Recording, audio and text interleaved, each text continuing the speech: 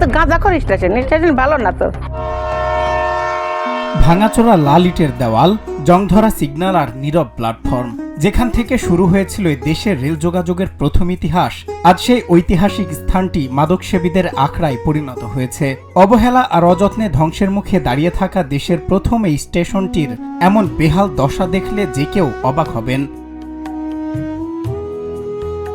1962 সালের 15ই নভেম্বর এখান থেকে প্রথম ছুটেছিল বাম্প জ্বলিত রেলগাড়ি। চুন সুরকির পুরনো ভবন আর বিশালাকার ওভারহেড ট্যাঙ্কটি আজও ব্রিটিশ স্থাপত্যের নিদর্শন হয়ে টিকে আছে, অথচ সংস্কারের অভাবে দেওয়াল থেকে ইট খসে পড়ছে।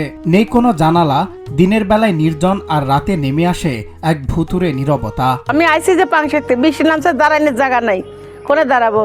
এই ভিজে যাওয়া লাগে এখানে। স্টেশন তো কোনো, এ তো গাঁজাখোর স্টেশন, স্টেশন ভালো না তো। এ স্টেশন না, জগতের স্টেশন না, এটা হলো প্রথম স্টেশন বলে শুনলাম। এখন ভালো না, দাঁড়ানোর জায়গাও নাই। ট্রেন কখন আসবে কি না আসবে কেউ বলতে পারে না।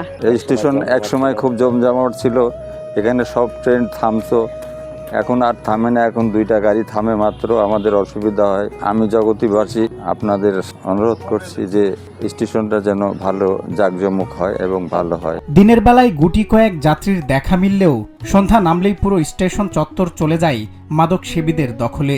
সেই সাথে আশপাশের মূল্যবান রেলের ভূসম্পত্তিও আজ বেদখল হয়ে গেছে।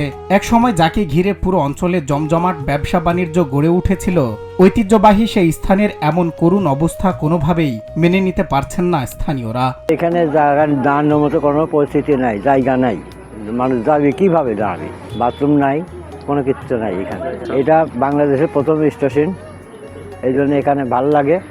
এখানে নামে এখান থেকেই আবার যাই। বাথরুম নেই, কিছু নেই, আর কোনো পরিবেশ নেই এখানে। হইলেও একটা জায়গা দাঁড়ানোর জায়গা পাওয়া যায় না, ভালোই না। হ্যাঁ, আগে ছিল, এখন নেই।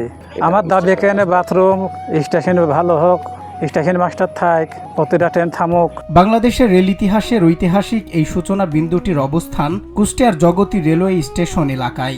দেশের এই প্রথম রেলওয়ে স্টেশনকে বাঁচিয়ে তুলতে পূর্ণাঙ্গ কার্যক্রম চালু করা, অন্তনগর ট্রেনের যাত্রা বিরতি দেওয়া এবং ভবনটি সংরক্ষণের দাবিতে দীর্ঘদিন ধরে ট্রেন আটকে আন্দোলন ও বিক্ষোভ চালিয়ে আসছেন স্থানীয় সচেতন নাগরিকরা।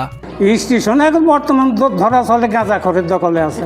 সমস্যা এখন ওই যে মানুষের বসার টসার সমস্যা, এই আর কি। দুইটা ট্রেন দাঁড়ায়, ওর কোনো কেউ বলতে পারে না যে কোন সময় আসবে কোন সময় যাবে, এই দেখি কেউ বলতে পারে না। এ বিষয়ে রেলওয়ে কর্তৃপক্ষ জানিয়েছেন, বিষয়টি ঊর্ধ্বতন কর্তৃপক্ষে জানানো হয়েছে এবং বরাদ্দ পেলে সংরক্ষণের কাজ শুরু হবে। লোকবলের অভাবে কর্তৃপক্ষ বলে যে স্টেশন চালানো সম্ভব। লোকবল হলে আবার লোকজন পেয়ে, তবে আপনি এ বিষয়ে নিয়ে জিএম স্যারের সাথে কথা বলতে পারেন। এই বিষয়ে আমার পাকশি, রাজশাহী এবং ঢাকাতে ডিজি মহোদয়ের সঙ্গেও আপনি কথা বলতে পারেন। হ্যাঁ, যে স্টেশনটা কি আদৌ চালানো, মানে পুনঃ রিওপেন করার মতো চিন্তা ভাবনা আছে কি নেই। এখন আমি তো সাধারণ একজন স্টেশন মাস্টার, আমি তো আপনাকে অ্যাসিওরও করতে পারবো না দেখা গেছে চালাবে কি চালাবে না। দ্রুত কার্যকর ব্যবস্থা না নিলে ঐতিহাসিক এই নিদর্শনটি চিরতরে বিলীন হয়ে যাবে। অনেকেই বলেন, ইতিহাস কি এভাবে ধ্বংসের মুখে হারিয়ে যাবে, নাকি ভবিষ্যৎ প্রজন্মের জন্য আমরা রক্ষা করতে পারবো দেশের প্রথমেই রেলওয়ে স্টেশনকে? সজল বিশ্বাস, নিউজ ডেস্ক, বাংলা টিভি।